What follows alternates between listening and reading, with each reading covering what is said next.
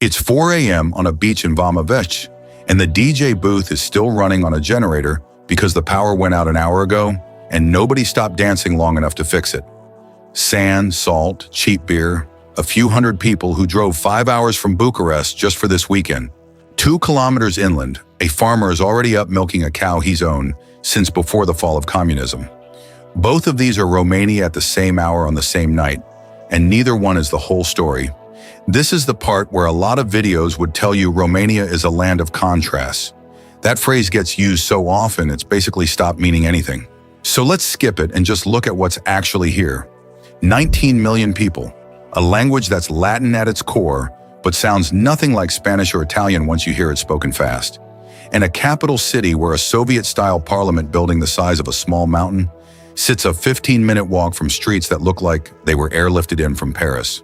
Bucharest used to be called Little Paris for exactly that reason, before the 20th century had other plans for it. This is Romania. The question was never really whether it's a country full of vampire jokes and beach parties. The question is what those two things are standing next to, and what gets left out when you only show one of them. Vamavech itself has a stranger backstory than most of the people dancing there tonight probably know. Under Ceaușescu, the village was too close to the Bulgarian border to be developed the way the rest of the coast was, which by accident turned it into one of the only places in the country where the regime's grip loosened enough for students, artists, and dissidents to camp out unofficially, play forbidden Western music, and mostly be left alone. That reputation as an escape valve never really went away after 1989. It just swapped out folk guitars for sound systems and swapped a few hundred students for a few thousand. The party you see now is still, in a roundabout way, the same impulse that built it 40 years ago. A strip of sand where the rules of the rest of the country don't quite apply. Now, the part almost no visitor expects. Romania has one of the last major stretches of primary forest left in Europe, and wolves, bears, and lynx still live in it in numbers you won't find almost anywhere else on the continent. Estimates put the brown bear population at somewhere around 6,000 animals, more than the rest of the European Union combined. Wolves number in the low thousands too, and Eurasian lynx, one of the continent's shyest and hardest to spot predators, still hunt through the same forests. Conservationists have used Romania's population as a source for wolf and bear reintroduction projects elsewhere in Europe, sending animals to places like the Alps and the Pyrenees, where local populations had been hunted out decades earlier. In effect, this one country has spent the last 30 years quietly restocking predators for the rest of the continent, mostly without getting any credit for it outside conservation circles. There are villages in Transylvania where a bear wandering into someone's yard for the trash isn't a headline, it's a Tuesday. That's not the Romania of vampire movies. That's the Romania that still has actual wilderness, at a scale most of Western Europe paved over 200 years ago. Diet here runs heavy and honest.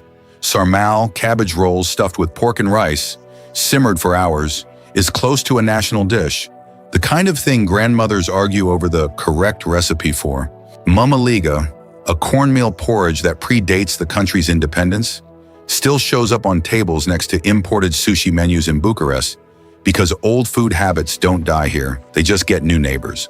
Winters get genuinely cold, down into the negative teens Celsius in the mountains, which is part of why the food is built the way it is. Dense, warming, meant to get a body through months of snow.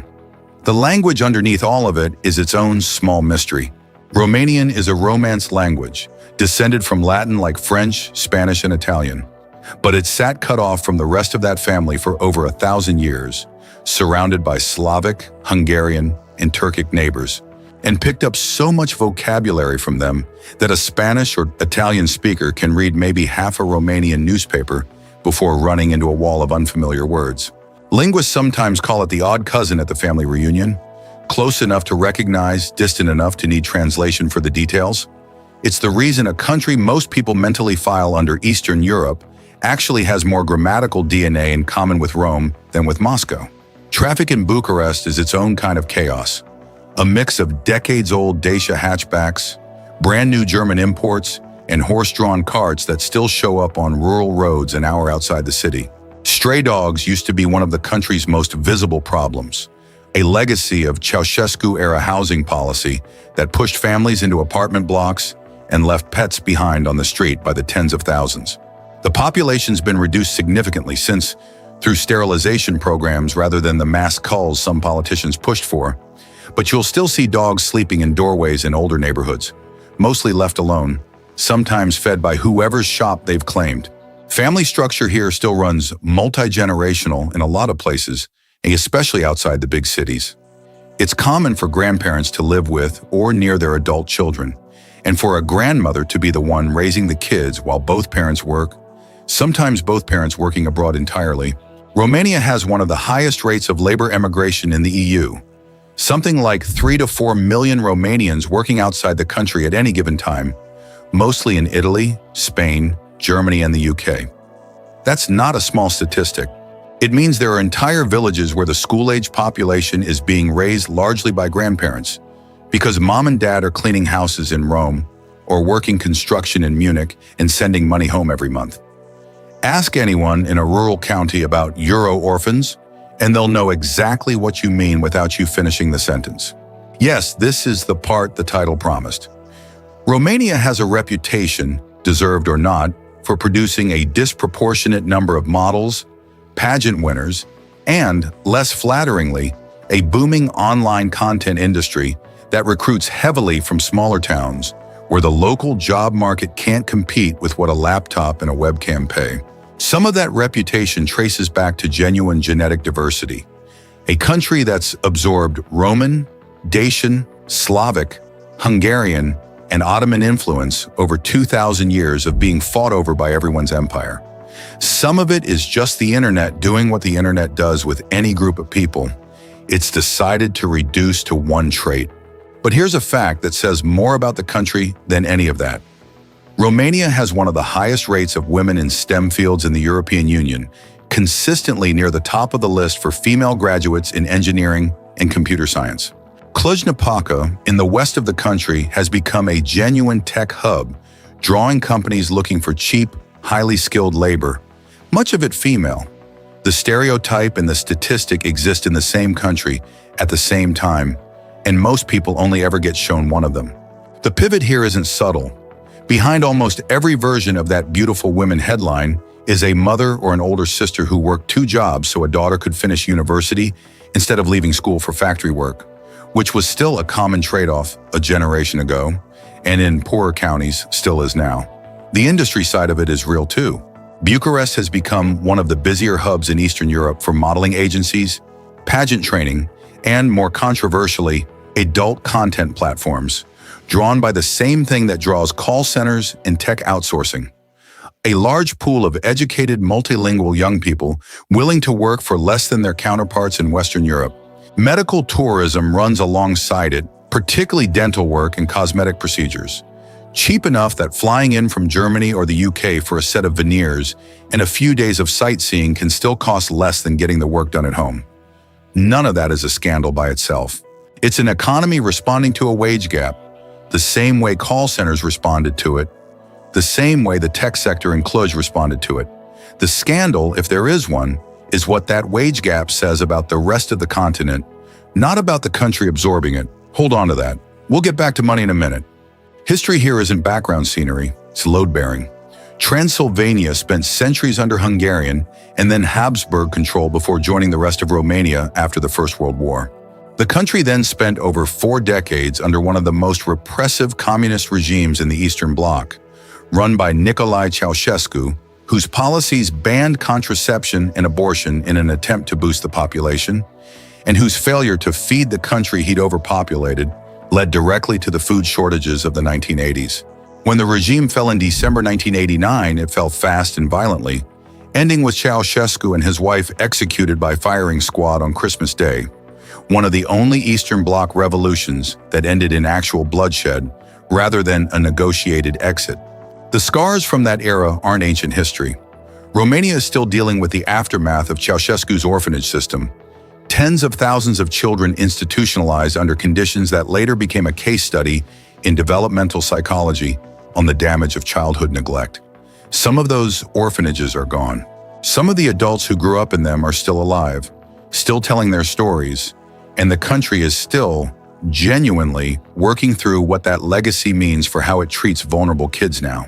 Resilience isn't a slogan here. It's closer to a coping mechanism the whole country's had to build collectively, generation after generation, out of occupation, repression, and a revolution that had to be paid for in blood before anyone got to vote for anything. Go back further and the sieges pile up. Ottoman armies pushed into Wallachia and Transylvania repeatedly through the 15th and 16th centuries, which is the actual historical backdrop for Vlad the Impaler, a Wallachian prince whose brutal and largely accurate reputation for impaling captured enemies came directly out of that period of near-constant border warfare, not out of anything supernatural. Bram Stoker never set foot in Romania. He borrowed Vlad's name and reputation from a library book decades after the man died, bolted it onto Transylvanian folklore about Strigoi, restless spirits believed to rise from the grave, and invented the version of Dracula the whole world now associates with this country. The real prince is buried, probably at a monastery on an island in a lake south of Bucharest, not in a castle full of gift shops. The gap between the marketing and the history is almost the whole story of how outsiders have understood this country for the last century and a half. Real, violent history repackaged into something more digestible and more sellable, at the cost of the actual people and events it was borrowed from. Here is where the armchair daydream becomes a spreadsheet. A meal for two at a decent restaurant in Bucharest runs somewhere around $25 to $35. A month's rent for a one-bedroom apartment in the city center is roughly $500 to $600, a fraction of what the same square footage costs in Paris or Berlin. That sounds like a bargain from a tourist's hotel room. It sounds different from the other side of the counter. The average net monthly salary in Romania sits somewhere around $1,000 to $100, meaning that cheap dinner is a real chunk of a week's take-home pay for the person serving it to you. The cheapness a visitor feels isn't free. It's a distance measured in someone else's hours, someone who's clocking a full week of work for what a weekend trip costs the person sitting at table 6. If you're enjoying this so far, a like and a subscribe genuinely help more than you'd think. This is the secret the title promised, and it's not really about vampires. Romania's most dangerous export for decades wasn't folklore, it was human trafficking. And the country has been repeatedly flagged by international monitors as both a source and transit point, particularly for women and girls trafficked into forced labor or the sex trade, often lured by fake job offers abroad. Scam operations, particularly ones targeting elderly people in Western Europe over the phone, have also been traced back to organized networks based in Romania, enough that Romanian call center scam is its own recognizable category to European police. None of this means the country is unsafe to visit. Violent crime against tourists is genuinely low, and most visitors never encounter any of it directly. But the dark secret here isn't a folk legend about a count who drinks blood. It's a modern, documented problem the country has had to answer for in EU accession talks, and it's still being fought unevenly by law enforcement that's chronically underfunded compared to the wealthier countries these networks operate into. Now, for the parts that actually earned Romania its postcards, the Carpathian Mountains cut through the country in a long arc, home to the highest concentration of large carnivores in Europe outside Russia, and the Transfăgărășan, a mountain road built under Ceaușescu partly as a military route, has been called one of the best driving roads on the planet by people who get paid to make that call. The Danube Delta, where the river finally empties into the Black Sea, is one of the largest and best preserved wetlands in Europe, home to over 300 bird species and a maze of channels you can only really see by boat. This is the river that got dammed, diverted, and fought over for 100 years before it finally reached this last stretch where it's allowed to just spread out and be a wetland again. Romania also holds 7 UNESCO World Heritage Sites, including the painted monasteries of northern Moldavia, small churches covered floor-to-roof line in frescoes that have survived 5 centuries of weather without significant restoration, still bright enough that art historians travel here specifically to study the pigments. The wooden churches of Maramureș, some over 300 years old, are built entirely without nails, using joinery techniques passed down through families of carpenters for generations. None of this shows up in the vampire jokes. It's the version of the country that took the longest to photograph well and the longest to market. So it's also the version most first-time visitors never see unless someone specifically points them toward it. If this country is going to pull you in, here's where to put your feet first. Start in Bucharest for a day or two, mostly to see the Palace of the Parliament, the second largest administrative building on Earth after the Pentagon. Then get out of the capital fast because the real country is elsewhere. Brașov and Sibiu, both in Transylvania, are medieval towns with fortified churches and squares that look almost untouched by the last 500 years. Bran Castle is worth an hour, mostly for the crowds in the gift shop, not because it has a real connection to Vlad the Impaler beyond marketing. Skip it if crowds bother you and go to Pelish Castle instead, a genuinely stunning 19th century royal residence most tourists never hear about. For the coast, Mamaia is the resort strip version, all-inclusive hotels and loud clubs. Vama Veche further south is the scrappier, bohemian version, the one where the party described at the start of this video actually happens most weekends from June through September. In between, Constanța is worth a half day for its Roman-era mosaics and a genuinely underrated old town most beach tourists skip entirely on their way south. For hidden gems, Sighișoara's old town, the birthplace historians actually agree Vlad III was born in, is a walkable, still inhabited medieval citadel rather than a museum piece, which makes it feel less staged than Bran. Sibiu's eyes rooftops, the distinctive dormer windows built into the roof tiles that look like they're watching the square below, are one of those details that photographs never quite capture the strangeness of in person. A few practical notes. The currency is the Romanian leu, not the euro. Despite EU membership, English is widely spoken in cities under 40 but drops off fast in rural areas.